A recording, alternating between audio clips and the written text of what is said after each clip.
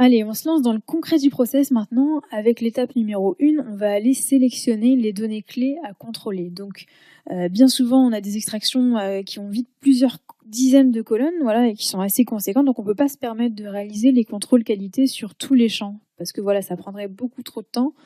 Et je pense qu'on deviendrait un peu foufou aussi. Et donc, voilà, il y a certaines données qui sont utiles pour produire les informations dont on a besoin, et il y en a d'autres qui le sont beaucoup moins. Donc, on va faire le tri dans tout ça. Les données clés à sélectionner en priorité, en fait, ce sont celles qui servent à deux choses. Soit elles servent de lien entre les tables, donc ça c'est dans le cas bien sûr où vous utilisez un modèle relationnel de données, donc avec plusieurs tables, pour produire votre reporting, vos informations. Et donc c'est important de vérifier ces liens parce que ça sert à vérifier justement que votre modèle relationnel de données est robuste. Soit, deuxième type de données clés, ce sont des données qui servent à... Enfin, c'est des données sur lesquelles un indicateur ou un calcul repose. Par exemple, si vous calculez un ratio, vous allez avoir un numérateur et un dénominateur, et ben vous prenez tous les champs qui servent à évaluer votre numérateur, tous les champs qui servent à calculer votre dénominateur, et là, vous avez listé tous les composants de ce calcul.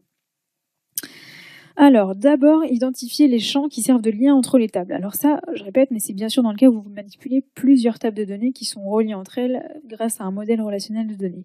Donc si vous appuyez sur une seule table, une seule extraction, vous n'avez pas ce genre de champ à identifier. Okay, donc si vous avez ces champs-là, c'est très rapide à faire. Je reprends mon modèle relationnel de données. Bon, ici, je vais prendre un exemple concret directement. Et j'ai donc une table de fait, la table des ventes, qui est reliée à deux tables référentielles. Sur la gauche, ma table des produits via le produit ID, c'est ça qui sert à faire le lien entre les tables, et la table des clients via le client ID. Okay, donc, j'identifie assez facilement les champs à cibler, ce sont mes 4 clés. Alors, pourquoi je dis 4 ? Parce que je peux, si nécessaire, c'est pas toujours le cas, mais si nécessaire, je peux tester les relations dans les deux sens. Ce que j'entends par les deux sens, c'est par exemple ici, dans la relation entre mes ventes et mes produits, est-ce que toutes les lignes de mes ventes sont constituées d'un produit connu ? Et deuxième sens, est-ce que tous les produits sont reliés à au moins une vente ? Voilà, ça c'est les deux sens de la relation. Donc on peut, si nécessaire, tester ces deux sens-là. Donc ça, on va le formaliser. Donc on va bien sûr tester deux liens, le lien entre les ventes et les produits et le lien entre les ventes et les clients. Donc je vais mettre ça dans je vais m'écrire un petit tableau. Et ensuite, je vais aller lister les champs clés qu'on va contrôler en notant la table à laquelle ils appartiennent et ici leur dénomination. Ça nous permettra plus tard de calculer un taux de qualité pour chacun de ces champs-là. Même chose pour le lien entre les ventes et les clients. Donc je répète, vous n'êtes pas obligé de tester les relations dans les deux sens, mais là je vous montre un exemple, voilà, et simplement c'est pour être exhaustive, mais c'est à vous de voir selon vos cas bien sûr. Et donc juste pour vous réexpliquer ce que j'entends par les deux sens, parce qu'on me pose souvent la question, c'est si je prends la relation vente-client ici, la première ligne, ça veut dire est-ce que chaque ligne de vente contient un client ID qui est connu dans ma base client. Donc en fait, ça revient à vérifier que la base client couvre bien la base des ventes. Et la deuxième ligne, donc autre sens de la relation, on va tester la relation. On va tester si chaque client de la base client est connu dans la table des ventes. À au moins en fait une vente qui se raccroche à ce client. Ok ? Voilà, donc ça c'est pour les données qui servent de lien entre les tables. Donc ça, check. Maintenant, on va passer aux composantes de calcul. Alors là, il va falloir décortiquer en fait le mode de production de vos informations. Et je dis informations, ça peut être des indicateurs, des calculs, enfin voilà. Donc là, c'est hyper important d'avoir réfléchi en amont justement à la définition et à la structuration de ces informations.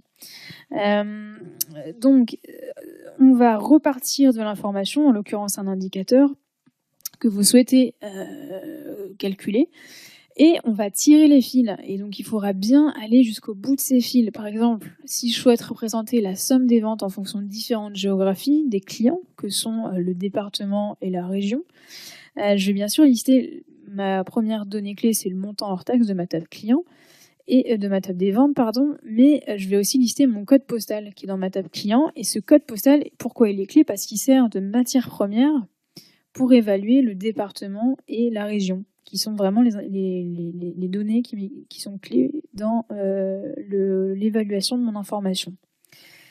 Donc même chose, on va formaliser tout ça, on va lister ces champs clés en notant d'abord la table à laquelle ils appartiennent, puis ici leur dénomination, et ensuite on va pouvoir calculer un taux de qualité pour chacun de ces champs clés. Alors le score justement, le taux qualité, ce sera la moyenne de 5 contrôles qu'on va effectuer par la suite. Ok, donc là je vous donne un petit aperçu de la suite du process en fait dans les grandes lignes, mais c'est pour vous familiariser dès maintenant à quelque chose d'hyper important. C'est la question que je vous pose, c'est maintenant que j'ai mon taux de qualité pour chacun de mes champs, quel est selon vous le taux de qualité pour mon indicateur? Ok, ça c'est hyper important comme question. J'ai tous mes scores pour chacun de mes champs. Quel est le taux de qualité de mon indicateur? Alors on pourrait se dire, je vais faire la moyenne de tous les scores et paf, ça va. Ici, dans ce cas-là, 100 plus 92 plus 97 plus 96 divisé par 4, ça fait 96 et quelques. 96 quoi. Et là, et voilà. Et là, attention, ça c'est archi faux. Faire une moyenne ici, ça n'a pas de sens. Le taux de qualité à l'échelle de votre indicateur, c'est quoi? En fait, c'est égal au score mini parmi vos champs clés. Ok, ici, le mini, c'est pour le code postal qui est fiable à 92%.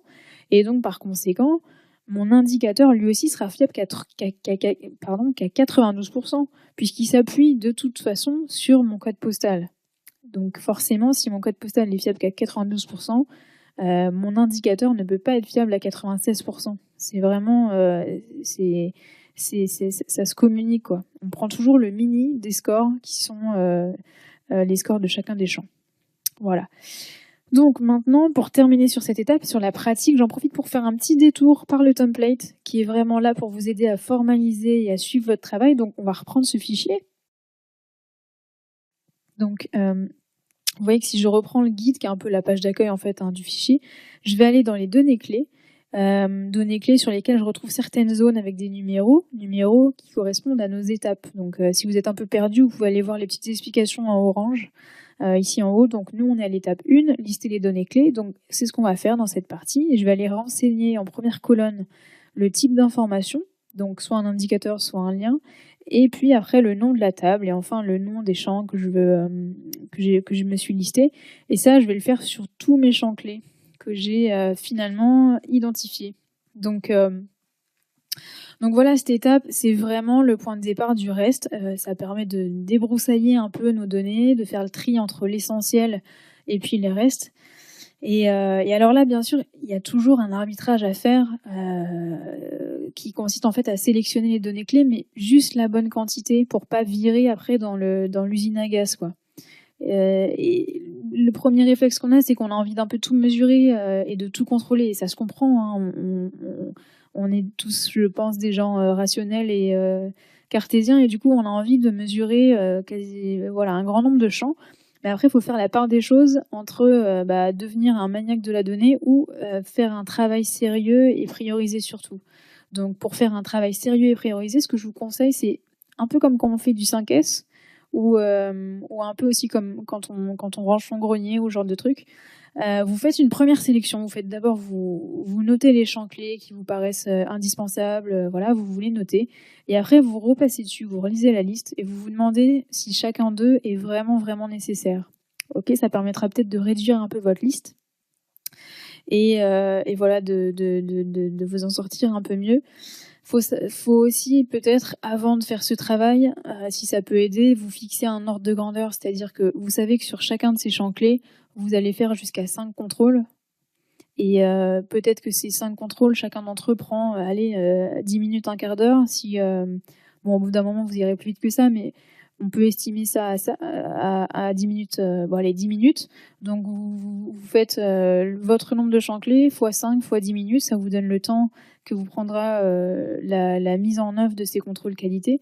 Et donc voilà, en fonction du temps dont vous disposez, peut-être que ça vous permet d'avoir un nombre de champs clés max, on va dire, et de pouvoir restreindre votre sélection en fonction de ce nombre-là, quoi. Voilà. Donc, pour résumer sur cette étape, retenez que vous listerez les données qui sont déterminantes pour lier les tables entre elles, et aussi les données qui sont des inputs aux informations que vous souhaitez produire. Voilà. Le tout en gardant en tête, bien sûr, qu'il faut arbitrer entre la quête de l'exhaustivité et l'efficacité. Voilà. Voilà. On continue la suite, l'étape 2, c'est la vidéo suivante.